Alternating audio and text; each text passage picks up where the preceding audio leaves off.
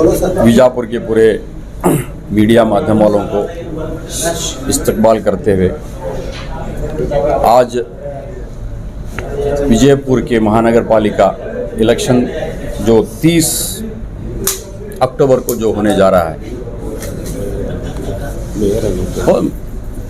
महापौर और उपमहापौर का इलेक्शन होने जा रहा है। इस इलेक्शन के अंदर किसी को भी फुल मेजॉरिटी नहीं मिली है, इसीलिए कारपोरेटरों का मेजॉरिटी दिखलाने की खिंचातानी का सिलसिला चला हुआ है। तो इस दौरान आज बीजापुर के अंदर प्रेस मीट लेने की वजह यह है कि मजलिस-ए-इत्तेहादुल मुस्लिमीन से हमारे 2 कारपोरेटर चुन के आए। उसके अंदर एक जो है वार्ड नंबर 25 सोफिया अब्दुल रहमान वाटी और एक वार्ड नंबर 28 से रिजवाना कैसर हुसैन इनामदार। अब इन दोनों ने आज तक के कुछ इलेक्शन के जो वातावरण के अंदर उन्होंने कांग्रेस को सपोर्ट देने की बात जो है खुलेआम उन्होंने बताई है। तो इसकी वजह बनी एमबी पाटिल हमारे कर्नाटक स्टेट के मिनिस्टर भी हैं, उनके घर के अंदर 11 तारीख को मीटिंग होती है।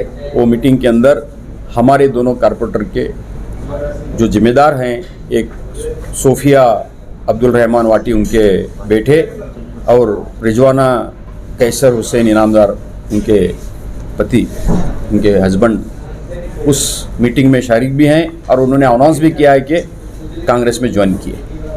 तो उसके बाद में कुछ डेवलप ये हुआ कि हमने कांग्रेस को सपोर्ट करके कांग्रेस का महापौर बना रहे। पार्टी को कोई इत्तला भी नहीं है और पार्टी का कोई इन्फॉर्मेशन भी नहीं था, आज तक कोई डिसीजन लेने का ये कोई पार्टी की तरफ से व्हिप भी नहीं था।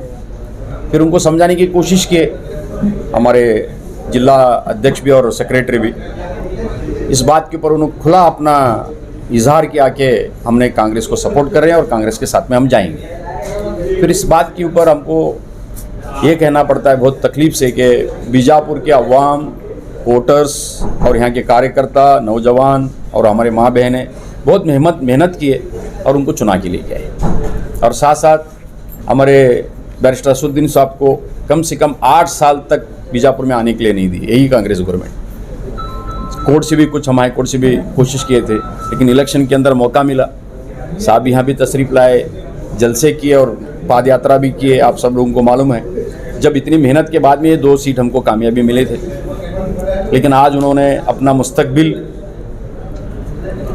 सियासी मुस्तकबिल अपने खतरे में डाले हैं और आने वाले दिनों के अंदर उनको बहुत सियासी तकलीफ़ होने वाली है, क्योंकि मुसलमानों के वोटों पर और दलित और अदर जितने भी लोगों के वोटों पर जीत के आए हमारी पार्टी, सबको लेके चलने वाली पार्टी, आज उन्होंने कांग्रेस के दामन पकड़े हैं।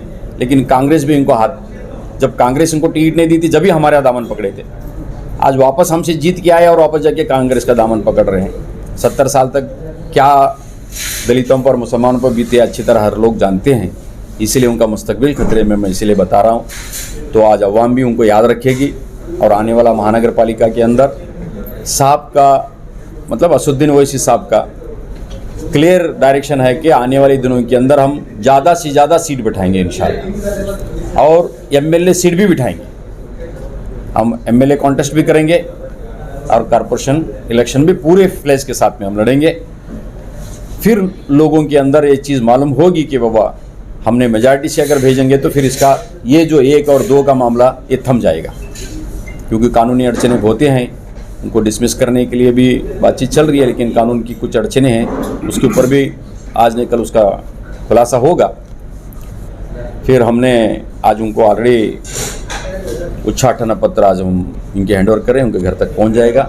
आज के बाद भी उनको पार्टी में वो नहीं रहेंगे। तो ये जब कांग्रेस से जाकर मिल रहे थे, क्या आपकी पार्टी को कोई इंटीमेशन नहीं थी? बिल्कुल नहीं थी। आपको कुछ बताया नहीं, आपके साथ सलाह मशवरा कुछ नहीं था?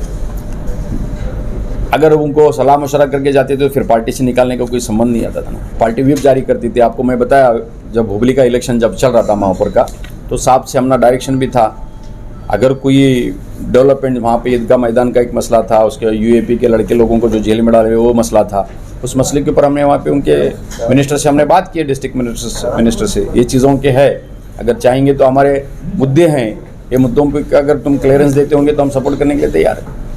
फिर वो बात नहीं बनी, वो बात अलग है, लेकिन आज यहाँ पे कोई बात करते तो हम कुछ मुद्दों पे बात करके उसके साथ कुछ रास्ता हल निकाल सकते थे। तुम्हारे पार्टी का डिसिप्लिन नहीं चाहिए और स्टेट परसेंटेज पहले के वाले स्टेट परसेंटेज बोलते थे, उधर से कैंडिडेट ठहरा तुम्हारा, तो तुम्हारी पार्टी के डिसिप्लिन सोल्जर नहीं है तुम्हारे लोग यहाँ पर, मनमानी चले रहते तो हमेशा आप ही हमारा यहाँ पर निकाले, वो सही बात है, तुम्हारे इंटरनल डिसिप्लिन कुछ भी नहीं है यहाँ पर। अच्छा, आपकी सलाह है ये? नहीं, मैं पूछ रहा हूँ डिसिप्लिन क्यों नहीं है?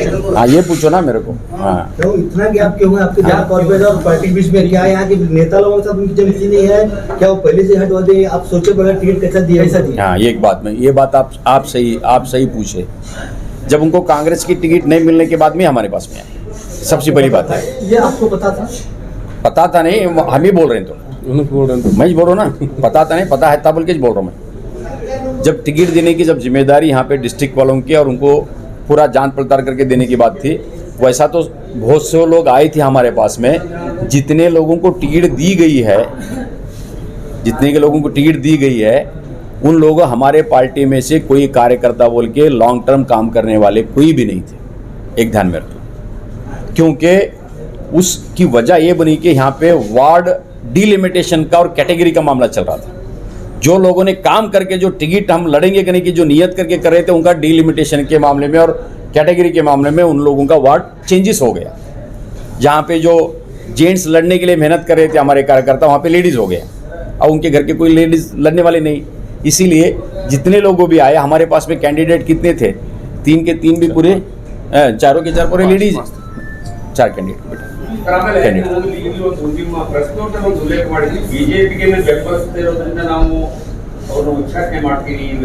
ಇಲ್ಲ ನೋಡ್ರಿ, ನಾನು ಕ್ಲಿಯರ್ ಇದರಲ್ಲಿ ಬರೆದಿದ್ದೇನೆ. ಈಗಾಗಲೇ ಒಂದು ಪತ್ರಿಕೆ ಇದೆ, ಅದು ಸಾಲಾರ್ ನಮ್ಮ ಇಲ್ಲಿ ಕುಂತಿದ್ದಾರೆ, ಸಾಲಾರ್ ಪತ್ರಿಕೆಯಲ್ಲಿ ತಾರೀಖು ಹಾಕಿ ಬರೆದಿದ್ದೇನೆ ನಾನು. ಏನಂತ ಬಂದಿದೆ, ಸಾಲಾರ್ ಹುಬ್ಬಳ್ಳಿ ಪತ್ರಿಕೆಯಲ್ಲಿ ಇದೆ ನೋಡಿ, ಸಂಪರ್ಕಿಸಿದಾಗ ಸ್ಪಷ್ಟವಾಗಿ ಆಯಿತು. ತದನಂತರ ಜಿಲ್ಲಾಧ್ಯಕ್ಷ ಕಾರ್ಯದರ್ಶಿ ಅವರು ತಮ್ಮ ಪಕ್ಷಕ್ಕೆ ಪತ್ರಿಕಾ ಯಾವುದೋ ಬೆಂಬಲಿಸುವ ಮೌಖಿಕವಾಗಿ ತಿಳಿಸಿದ್ರು. ಈಗ ಪತ್ರಿಕಾ ಮಾಧ್ಯಮ 26 ಅಕ್ಟೋಬರ್ 23ರಂದು ಸಾಲಾರ್ ಡೈಲಿ ಹುಬ್ಬಳ್ಳಿ ಪತ್ರಿಕೆಯಲ್ಲಿ, ಉರ್ದು ಪತ್ರಿಕೆಯಲ್ಲಿ ಸ್ಪಷ್ಟವಾಗಿ ವಾರ್ಡ್ ನಂಬರ್ 25ರ ನಗರ ಸೇವಕಿ ಶ್ರೀಮತಿ ಸೂಫಿಯಾ ಅಬ್ದುಲ್ ರೆಹಮಾನ್ ವಾಟಿ ಇವರು ಬಿಜೆಪಿಗೆ ಬೆಂಬಲಿಸುತ್ತಾರೆ ಎನ್ನುವ ಮಾಹಿತಿ ಪ್ರಕಟಿಸಿದ್ದಾರೆ. ಆ ಪ್ರಕಟಣೆ ಆದಮೇಲೆ ನಾವು ನಮ್ಮ ಅಧ್ಯಕ್ಷರಿಗೂ ಸಹ ಈ ಪತ್ರಿಕೆಯನ್ನು ಕಳಿಸಿದ್ದೀವಿ, ಅದರ ಪೂರ್ತಿ ಮಾಹಿತಿಯನ್ನು ಕೊಟ್ಟಿದ್ದೀವಿ. ತದನಂತರನೇ ಇದು ಡೆವಲಪ್ಮೆಂಟ್ ಹೆಚ್ಚಾಗಿತ್ತು. ಯಾಕೆಂತಂದರೆ ನಮ್ಮಲ್ಲಿ ಕಾಂಗ್ರೆಸ್ನಲ್ಲಿ ಹೋಗ್ತಾ ಇದ್ದಾರೆ ಅನ್ನೋದು ಊಹಾಪೋಹ ಇತ್ತು. ಆ ನಂತರ 11ನೇ ತಾರೀಕಿಗೆ MB ಪಾಟೀಲ್ ಅವರು ತಮ್ಮದೇ ಒಂದು ಫೇಸ್ಬುಕ್ ID ಮೇಲೆ ಆ ಫೋಟೋಗಳನ್ನು ಹಾಕಿ ವಿಸ್ತಾರವಾಗಿ ಹೇಳಿದರು, ಹಿಂಗೆ ನಾವು 7 ಸದಸ್ಯರನ್ನು ನಮ್ಮ ಪಕ್ಷಕ್ಕೆ ಸೇರ್ಪಡೆ ಮಾಡ್ಕೋತಾ ಇದ್ದೀವಿ ಅಂತ. ಆವಾಗ ನಮಗೆ ಸ್ಪಷ್ಟ ಆಯಿತು, ಯಾಕಂದರೆ ಊಹಾಪೋಹಗಳ ಮೇಲೆ ಯಾವುದೇ ರೀತಿಯಿಂದ ಪಕ್ಷ ಅದನ್ನು ನಿರ್ಣಯ ತಗೊಳ್ಳೋದಿಲ್ಲ. ಮತ್ತು ಈಗಾಗಲೇ ಅವರು ಒಂದು ಪತ್ರಿಕಾ ಮಾಧ್ಯಮದವರು ಒಂದು ಭಾಳ ಜವಾಬ್ದಾರಿಯಿಂದ ತಮ್ಮ ಪತ್ರಿಕೆಯಲ್ಲಿ ಹೇಳಿಕೆ ಕೊಟ್ಟಿದ್ದಾರೆ. ಆ ನಂತರನೂ ನಾವು ಅದನ್ನು ಮಾಹಿತಿ ಕಲೆ ಹಾಕಿದಾಗ ಆ ಪತ್ರಿಕೆಯಲ್ಲಿ ಬಂದಿದ್ದು ಸಹ ಸತ್ಯಾಂಶವನ್ನು ಕಂಡು ಬಂತು. ಅದಕ್ಕಾಗಿ ನಾನು ಇದರಲ್ಲಿ ಉಲ್ಲೇಖ ಮಾಡಿದ್ದೇನೆ. सत्यांश इಲ್ಲದೆ ಯಾವುದನ್ನು ಹೇಳುವಂತ ಪರಿಸ್ಥಿತಿ ಇರುವುದಿಲ್ಲ. इसीलिए हम यही चाहते हैं कि मैं एक ही बात बताऊं, अगर उन्होंने बीजेपी में जो जा रहे हैं बोल के जो न्यूज़ मिली है, और हमारे नज़र में 1 रुपए के 2 छिक्के जैसा है, वही कांग्रेस और बीजेपी दोनों एक ही है, 2 रुख है, एक पहलू के 2 रुख है हमारे नज़र में. इसलिए हम दोनों को एक ही समझते हैं. कांग्रेस को जाना क्या, बीजेपी को जाना क्या, दोनों एक ही है. वहाँ पे जुबान की मीठी है लेकिन बगल में छुरी है. कांग्रेस के अंदर एक जहर है, एक मीठा जहर, दोनों जहरी है. एक स्लो पॉइजन है, एक फास्ट पॉइजन.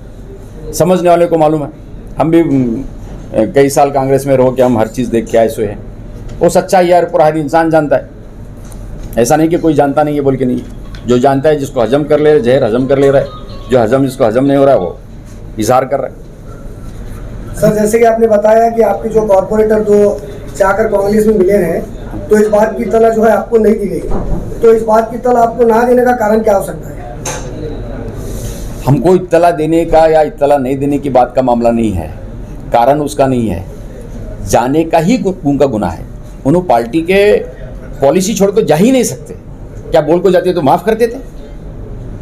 ये बात नहीं है। अभी किसके आदेश अनुसार इन दोनों कॉर्पोरेटरों को पार्टी से निष्कासित किया जा रहा है? ये बैरिस्टर असुद्दीन ओवैसी साहब दिया जा रहा है या वापस फिर लेंगे इनको, या टोटली इनको पार्टी से निकाला ही दिया जा रहा है? जब इनके साथ में बातचीत, अभी टाइम नहीं है हमारे पास। आप जो नोटिस 7 दिन की देना चाहिए, 3 दिन की देना चाहिए, बात सही है कानूनी के दायरे में, लेकिन जब 30 तारीख को इलेक्शन होने जा रहा था, आज तो सुबह मालूम पड़ा मेरे को, आज उसका नोटिस आया है रीजनल कमिश्नर से, लेकिन 30 तारीख को इलेक्शन है और आज 28 तारीख, तो 3 दिन के भी नोटिस हम उनको जाहिर नहीं कर सकते।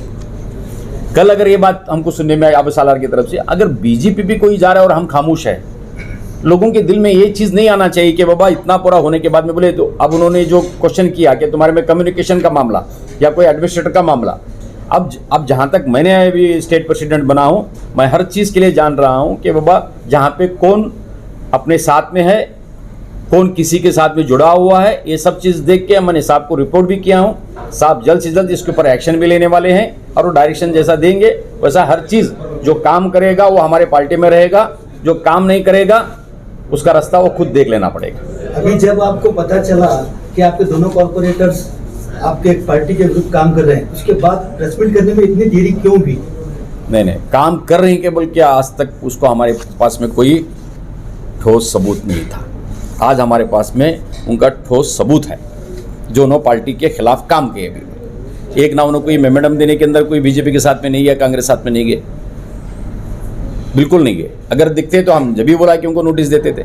जब 11 तारीख को मिलने के बाद में हमने उनको समझाने के लिए बोल दिया कि उनको बुला के बात करो, जब उन्हें अपना क्लियर पिक्चर दे रहे हैं कि बाबा हम कांग्रेस के साथ ही जाएंगे, तो फिर सवाल ही नहीं पैदा।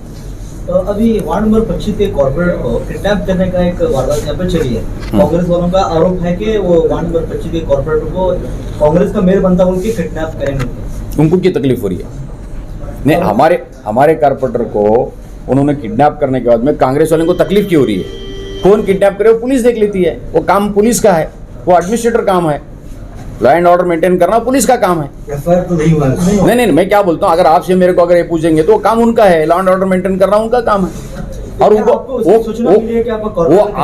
वो आज तक हमारे कारपोरेटर थे, आज के बाद में वो हमारे कारपोरेटर नहीं रहेंगे, लेकिन फिर भी उस कारपोरेटर एक इलेक्टेड रिप्रेजेंटेटिव है। 10,000 लोगों की प्रतिनिधित्व करते हैं वो लोग, उनको सिक्योरिटी देना, उनका जो कानून में बनता है वो सिक्योरिटी देना वो पुलिस डिपार्टमेंट का काम है। अभी एमआईएम बीजापुर जिले में क्या सक्रिय रहेगी? आगे की रणनीति क्या होगी? हम तो सक्रिय सिर्फ बीजापुर में नहीं, पूरे कर्नाटक में रहेंगे।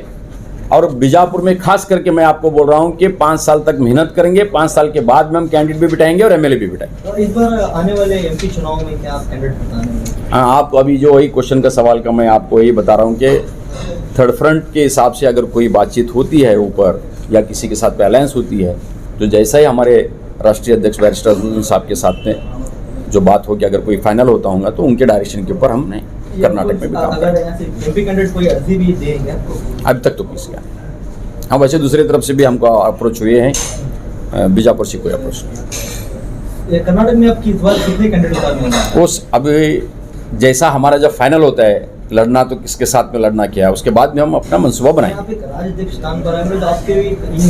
नहीं, देने वाले बोलते हैं वो वक्त आएंगे जब बताऊंगा। और एक चीज सर, तुम्हारा पैरेलल ऑर्गेनाइजेशन है क्या बीजापुर में? हमारा मनाबाद एक पैरेलल ऑर्गेनाइजेशन बना है, वो नाम जरा थोड़ा चेंज करके उस ताल्लुक से उनको ऊपर में एक्शन लिया, क्या करें उनके? नहीं, हमारे देखो, एक पक्ष बनाना, संगठन बनाना, जो भी बनाना, वो संविधान के दायरे के अंदर सबको इजाज़त है।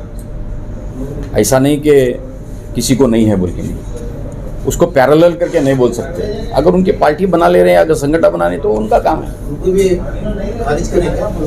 नहीं, खारिज तो नहीं करे, कहाँ है खारिज करे? सो खाली पोस्ट चेंज हुआ है, खारिज तो नहीं करे।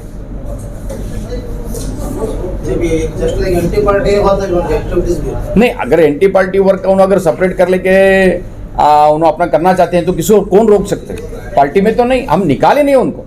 अभी यहाँ पर एंटी पार्टी करने में निकाले थे, वहाँ भी एंटी पार्टी एक्टिविटीज चले तो उनके अभी उन्होंने अपने नाम के ऊपर कुछ भी करते होंगे तो हमारी पार्टी के लिए कुछ उसको स्पष्ट हो जाता नहीं क्या है। बोले? एक तरफ तुम्हें एंटी पार्टी वालों को खारिज करना है, एक एंटी पार्टी काम जारी है वहाँ पर, उनके ऊपर एक्शन नहीं, इनके ऊपर एक्शन है ना। अभी उनको प्रेसिडेंटशिप नहीं है ना, उन्होंने सिंक्रोन और अभी पार्टी में दावा क्या कर रहे हैं, अभी उन्होंने पार्टी नहीं कर बोल रहे हैं, नहीं कर बोल रहे हैं। अब तुम्हें पूछना उनको। यानी आप बोलो, आपके नहीं मैं आपको जब एक कोई आदमी ये पार्टी छोड़ के दूसरा पार्टी बनाता है तो पार्टी में रहता है क्या? नहीं, आपको मैं पैरेलल करके मत बोलो, वो आपकी नज़र में रहेगा पैरेलल, वो हमारी नज़र में नहीं है। और केजीपी बनाए, वो क्या बीजेपी की पैरेलल पार्टी थी क्या येडियुरप्पा? उनकी नहीं थी, उनकी खुद की एक पार्टी थी। अगर उन्हें बना लेने चाहते तो अल्हम्दुलिल्लाह बनाने दो, ये तो जमहूरियत हुकूमत है। वो तुम समझ रहे होंगे पैरेलल, वो हमारी पैरेलल नहीं है, नहीं है। शुक्रिया।